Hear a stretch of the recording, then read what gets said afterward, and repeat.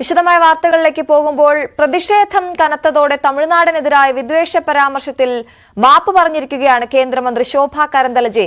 ഭീകര പരിശീലനം നേടിയവർ ബംഗളൂരുവിലെത്തി സ്ഫോടനം നടത്തുന്നുവെന്ന പരാമർശം തമിഴ്നാട്ടുകാരെ മൊത്തത്തിൽ ഉദ്ദേശിച്ചിട്ടില്ല എന്നാണ് കേന്ദ്രമന്ത്രിയുടെ വിശദീകരണം. എന്നാൽ കേരളത്തെക്കുറിച്ചുള്ള പരാമർശം ശോഭാ കരന്തലജെ പിൻവലിച്ചിട്ടുമില്ല. രാകേഷാണ് ന്യൂസ് ഡെസ്കിൽ നിന്ന് വിവരങ്ങളുമായി ചേരുന്നത്. തമിഴ്നാടിനെതിരെയും കേരളത്തിനെതിരെയുമുള്ള പരാമർശം വലിയ രീതിയിൽ ചർച്ചയായിരുന്നു. ആ സാഹചര്യത്തിൽ ഇപ്പോൾ തമിഴ്നാടിനെതിരെയുള്ള പരാമർശം പിൻവലിക്കുന്നു. താൻ അങ്ങനെ മുഴുവനായും ആളുകളെ തമിഴ്നാട്ടുകാരെ ഉദ്ദേശിച്ചിട്ടില്ല എന്ന് പറയുമ്പോഴും കേരളത്തിനെതിരെ പറഞ്ഞത് പിൻവലിച്ചിട്ടുമില്ല, മാപ്പുമില്ല. അശ്വതി, ഇന്നലെ ബാംഗ്ലൂരു നഗരത്തിലെ അൾസൂരിൽ നടന്ന പ്രതിഷേധത്തിനിടെയായിരുന്നു ശോഭാ കരന്തലജെ ഇത്തരത്തിലൊരു വിദ്വേഷ പരാമർശം നടത്തിയത്. അതായത് തമിഴ്നാട്ടിൽ നിന്നുള്ള ഒരാൾ എത്തി ബാംഗ്ലൂരുവിൽ ബോംബ് സ്ഫോടനം നടത്തുന്നു. ഒപ്പം തന്നെ ഡൽഹിയിൽ നിന്ന് വന്നയാൾ കർണാടക നിയമസഭയിൽ പാക് അനുകൂല മുദ്രാവാക്യം വിളിക്കുന്നു. കേരളത്തിൽ നിന്ന് വന്ന് വിദ്യാർത്ഥികൾക്ക് നേരെ ആസിഡ് ആക്രമണം നടത്തുന്നു. ഇതായിരുന്നു ശോഭാ കരന്തലജെ നടത്തിയ പരാമർശം. ഇതിനെതിരെ വലിയ പ്രതിഷേധം പ്രത്യേകിച്ച് തമിഴ്നാടിന്റെ ഭാഗത്തുനിന്നുണ്ടായി.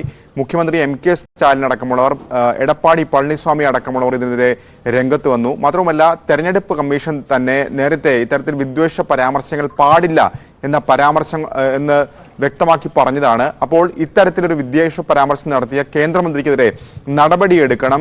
ഭിന്നിപ്പിന്റെ രാഷ്ട്രീയമാണ് ശോഭാ കരന്തലജെ പറയുന്ന അടക്കമുള്ള കാര്യങ്ങൾ സ്റ്റാലിൻ ചൂണ്ടിക്കാണിക്കുകയും ചെയ്തിരുന്നു. അങ്ങനെ തമിഴ്നാട്ടിന്റെ ഭാഗത്തുനിന്ന് പ്രതിഷേധം ശക്തമായതിന് പിന്നാലെയാണ് മാപ്പ് പറയാൻ ശോഭാ കരന്തലജെ തയ്യാറായത്. പക്ഷേ ആ പരാമർശം പിൻവലിച്ചിട്ടില്ല. അതിൽ നിന്ന് ഒരടി പോലും ശോഭാ കരന്തലജെ പിന്നോട്ട് പോയിട്ടില്ല എന്നതുകൂടി ഇതിന്റെ കൂടെ ചേർത്ത് വായിക്കേണ്ട കാര്യമാണ്. ശോഭാ കരന്തലജെ പറയുന്നത് താൻ മൊത്തത്തിൽ ഉദ്ദേശിച്ചല്ല, തമിഴ്നാട്ടുകാരെ മൊത്തത്തിൽ ഉദ്ദേശിച്ചല്ല, മറിച്ച് കൃഷ്ണഗിരി കാടുകളിൽ പരിശീലനം നടത്തി ഇത്തരത്തിൽ ആക്രമണം നടത്തിയ ആൾക്കെതിരെയാണ് താൻ ഉദ്ദേശിച്ചത് എന്നാണ് പറയുന്നത്. അതായത് തമിഴ്നാട്ടിൽ നിന്നുള്ള ആൾ എത്തി തന്നെയാണ് ആക്രമണം നടത്തിയെന്ന അവരുടെ നിലപാടിൽ അവർ ഉറച്ചു നിൽക്കുകയാണ് എക്സിൽ കുറിച്ച വാക്കുകളിൽ വ്യക്തമാക്കുന്നത്.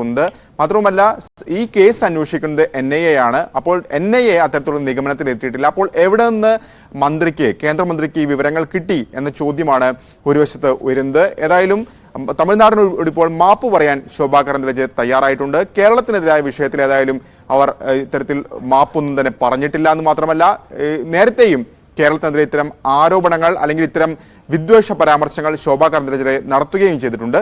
പ്രത്യേകിച്ച് 2020 ഈ CAA നിയമവുമായി ബന്ധപ്പെട്ട് അന്ന് ഇത്തരത്തിൽ വിദ്വേഷ പരാമർശത്തിൽ ശോഭാ കരന്തലജെക്കെതിരെ കേസൊക്കെ എടുക്കുകയും ചെയ്തിട്ടുള്ള നടപടിയാണ്. ഏതായാലും ഈ സംഭവത്തിൽ ഇനിയും പ്രതിഷേധം ഉണ്ടാകാനുള്ള സാധ്യത തന്നെയാണ് നിലവിലുള്ളത്. കാരണം അവരവരുടെ നിലപാടിൽ നിന്ന് പിന്നോട്ട് പോയിട്ടില്ല. അപ്പോൾ ഇന്നും തമിഴ്നാട്ടിൽ നിന്ന് അടക്കമുള്ള നേതാക്കളുടെ ഭാഗത്ത് നിന്ന് ഇന്നും പ്രതിഷേധം ഉണ്ടാകാൻ തന്നെയാണ് സാധ്യത. അശ്വതി, അതാണ്